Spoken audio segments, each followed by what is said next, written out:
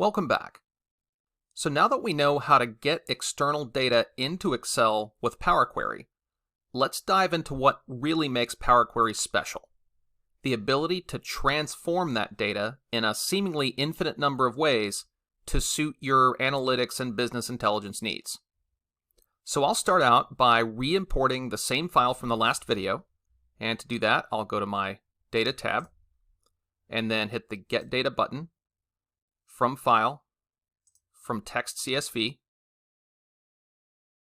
and then I'll navigate to my sample data, hit Import, and now we see the same preview of the data that we saw in the last video. But now's where we're going to change things up a little bit. Instead of just hitting the Load button, we're instead going to click this Transform Data button. So let's hit that and see what happens.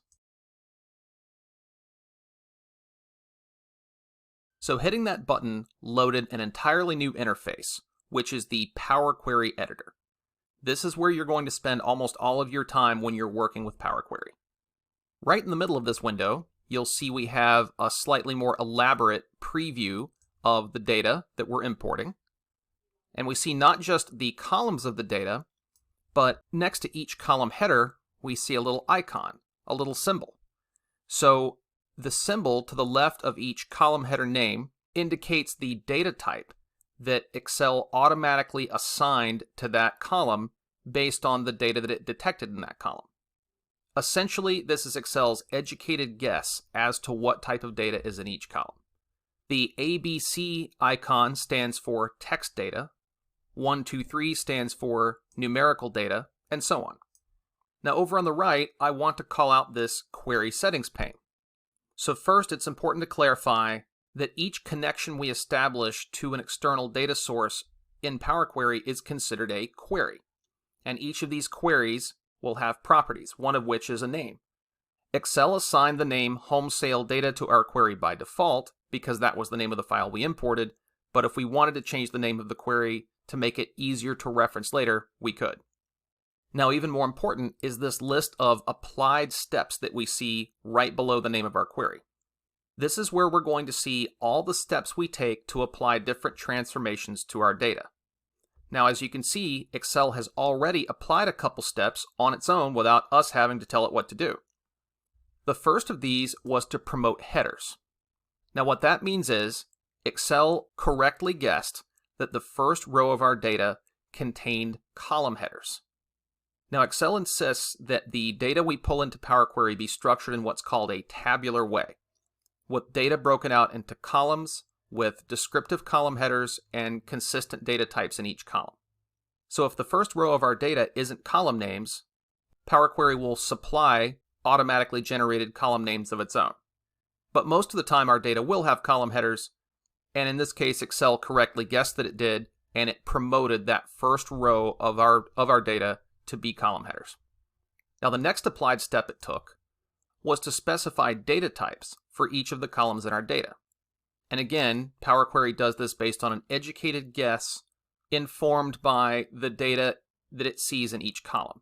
So it correctly guessed that our city column contains text data, and it also correctly guessed that our customer ID column contains numerical data.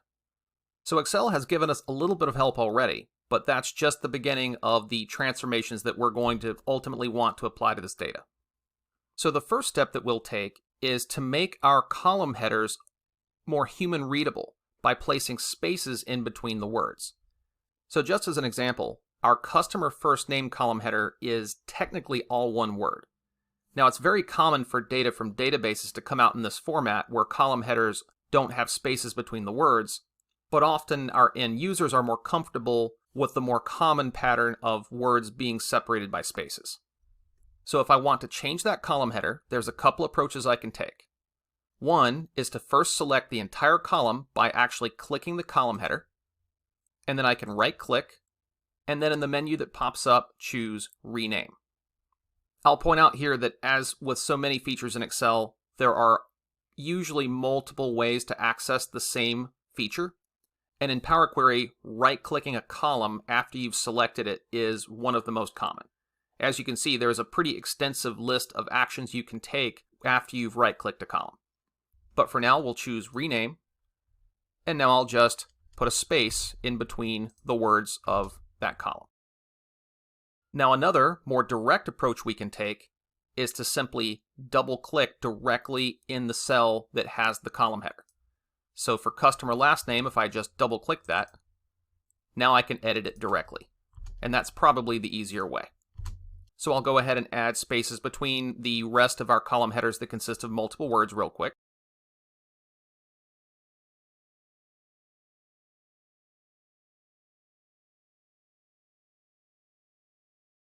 And now that we've done that, if you look over at our list of applied steps, you'll see a step has been added called Renamed Columns. So Power Query is keeping track of the changes that we're making as we're making them, so it can play those changes back in the future if we want to apply them to a refreshed or updated version of the source file. Now, as I pointed out previously, Power Query works with structured data, the kind that comes from databases, which is also known as tabular data. Tabular data is organized into columns with descriptive column headers, and typically also means that the data in each column has a consistent data type, whether that be text, numbers, dates, etc. Now, as I briefly alluded to, Power Query has already taken its best shot at guessing what the data types of our different columns should be. And Power Query is pretty smart, and its guesses made sense for the most part. But sometimes we may have a more specific data type in mind. For example, our asking price and sale price columns are formatted just as standard decimals, when in reality these are really currency values. These numbers represent money. So our next step will be to change the data type of these columns to be currency. And of course, there are multiple ways to do this. The first is just to click that column header to select the entire column, and then right-click, and then hover over Change Type. And now we'll simply change that type to currency. And now you can see that the little icon to the left of the column header has changed from a decimal number to a dollar sign, indicating that we've successfully changed the data type. Now to do the same thing for sales price, I'll again select the entire column by clicking the column header. But instead of right-clicking, I'm going to click this Transform tab on the ribbon of our Power Query editor. So the Transform tab contains commands that allow us to do just that, to transform the values in one of our columns of data in place. You'll also note that there is an Add Column tab on the same ribbon, which actually contains a lot of the same functionality, the only difference being the commands on the Add Column tab don't change the data in place, but they instead create a brand new column with the transformed data.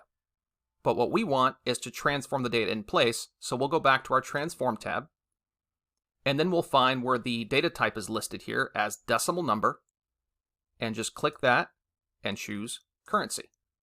And now using very different methods to do the same thing, we've converted both of these columns to a currency data type. Now often, our data has columns that we just don't need. And fortunately, Power Query makes it really easy to remove these. Just as an example, we see that we have a square meters column that basically translates the square footage of our houses into square meters. Now, our fictional real estate agency is located in Kentucky, where they don't really dig the metric system. So we're going to go ahead and get rid of that square meters column. So to do that, I could, again, select the column header, and then right-click and choose Remove. Or, with that column selected, I could go to the Home tab, and then click the Remove Columns button, and then choose Remove Columns. And now our column has disappeared, and if you check our list of applied steps, you'll see our last two transformations listed as well. The one where we changed the data types of our two columns, and then our last transformation where we removed the square meters column. Now, in addition to removing unneeded columns from your data, you can also remove unneeded rows. This can be done through a process called filtering, which, if you're familiar with Excel, you've probably already done quite a bit. And in Power Query, it works just the same. So let's say, for example, we're only interested in seeing homes that sold for over $500,000. So in other words, we're basically filtering out homes that sold for $500,000 or less. To do that, I'll just click this little filter button to the right of my sale price column header. And now I have the option to filter out individual values, which obviously isn't practical given the number of distinct sale prices available to us. Or I can hover over this number filters option, and I'm now presented with several options for intelligently filtering the values in this column. So my particular goal is to only keep records that have a sale price greater than $500,000. So I'm going to hover over here and click greater than. And now we're presented with a filter rows dialog box where Power Query has more or less filled in the blanks for us. It says keep rows where sale price is greater than, and now it's just up to us to enter a value. So we'll enter 500,000 and then click OK. And now if we scroll down through our data, we can see all the remaining sale prices are greater than $500,000. And we also see that latest step added to our list of applied steps. Now at this point, we've done all the transformations that I intend to do for this video, so I'm ready to load my transform data into an Excel worksheet. So to do that from the Power Query editor, I want to click this Close and Load button on the left side of the ribbon. And while later on we're going to explore this Close and Load to option, for now we'll just choose Close and Load. Alright, now it looks like our data is successfully loaded into a worksheet, but let's just take a quick peek to see if the transformations we applied are actually reflected in the data. So looking at the column headers, it looks like we do have spaces between the words. And then if we scroll down through the sale prices, it looks like they're all at least $500,000. I no longer see our square meters column, so I think I'm satisfied that the transformations we applied are reflected in this data. Alright, so up next, we'll take our data transformation skills to the next level by learning to edit the transformations we've already applied. I'll see you then.